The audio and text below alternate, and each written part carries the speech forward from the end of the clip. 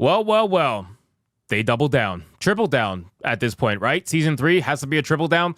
Guys, Suicide Squad killed the Justice League. How are we still talking about this game? I don't understand. This game has continued to double down every single season and continues to do the same exact thing that got them killed in the first place. Who is playing this game? That's what I really want to know. Who out of the 300 some odd people playing this game is being convinced that this is primetime entertainment? Ladies and gentlemen, Suicide Squad Kill the Justice League has introduced a race swap version of Zoe Lawton for Season 3. Congratulations.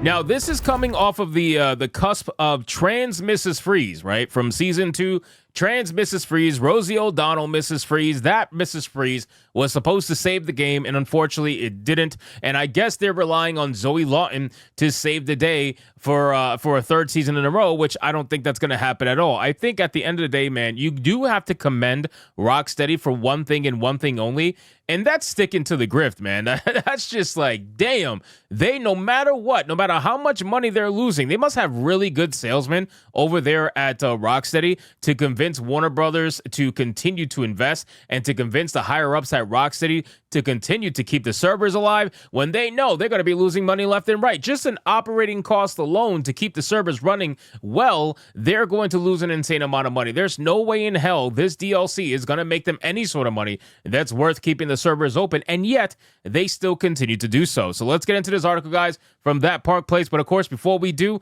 if you are new here, just consider hitting that subscribe button. I would greatly appreciate it, and like the video to push us out into that YouTube algorithm. So it says Suicide Squad Kill the Justice League revealed the first look at race swap Zoe Lawton for its upcoming third season, which begins on October 1st. The official Suicide Squad Kill the Justice League account shared "No One Tell DEADSHOT But Lawless," aka Zoe Lawton, arrives October 1st alongside with Season 3 of Suicide Squad Kill the Justice League. Now, when a lot of people saw this picture, they were claiming it to be fake, right? And I told these people, I'm like, there's no way this is fake, because everybody made the same claim about the Trans Mrs. Freeze, about it being fake. And I had so many Suicide Squad shills in my comments, and you'd be surprised how many shills there are for a game that has like 200, 300 players, but still. There was a lot of shills in my comments. They were like, oh, that's been unconfirmed. There's no way that that's true, blah, blah, blah. And then it ended up being true, and then they were nowhere to be found, right? Nobody even heard from them ever again. So it's the same thing here. Like, this is not shocking to see that this is the direction that they're going in, because at the end of the day, they might as well try to make money by virtue signaling to whoever they have left. This is a video game that went from almost 14,000 players all the way down to 200 to 300 within the span of what?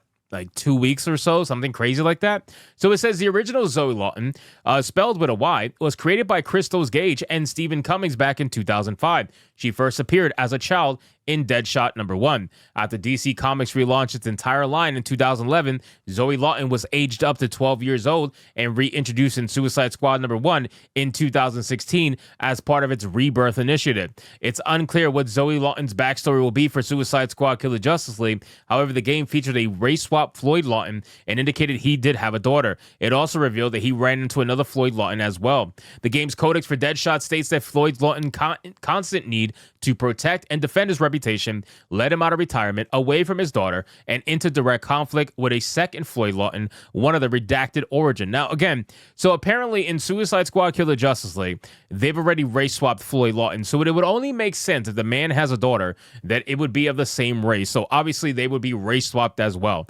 compared to their original comic book, origins and whatnot.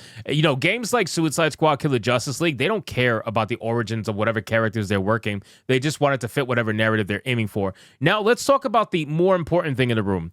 What does this mean for their upcoming Batman game, right? So when I made a video talking about Rocksteady and the rumors surrounding them potentially making another Batman game, I talked about how it could potentially be them returning to Batman Arkham. Like they might be going back to the Arkham series after essentially abandoning it for the live service model and getting wrecked in the process, right? So they might be returning to that particular form.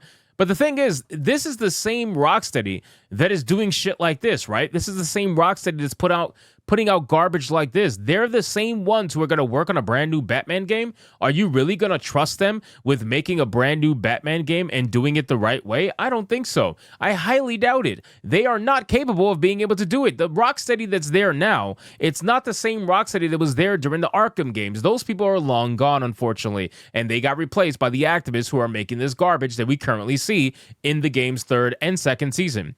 So it says Scooper Miller Ross appears to share information of this version of Zoe Lawton, stating on X, to a certain crowd, she's a hero. Her adoring fan base never misses one of her live streams. Oh my God, did they make her into a streamer?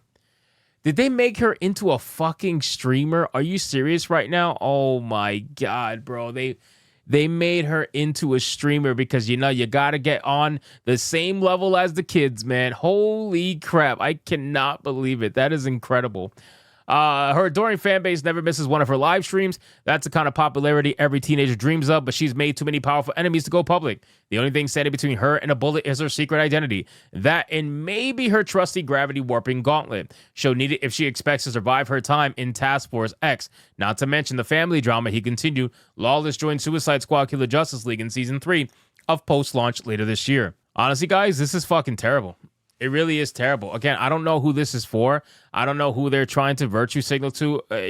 We're talking about a game like Suicide Squad Killer Justice League, and you keep giving them characters that literally do not belong in that. I mean, it is so boring. It really is boring. And then the sad thing is that people are going to be like, well, just because she's black doesn't mean it's woke. And like, you're 100% right, my guy. But unfortunately, due to patterns being a thing, patterns have showcased to me, especially when it comes to Rocksteady, that this company cannot be exactly trusted when they're doing stuff like this, right? Everybody tried to say, oh, give trans Mrs. Freeze a shot. And then guess what? They gave her a shot and most people don't even like her.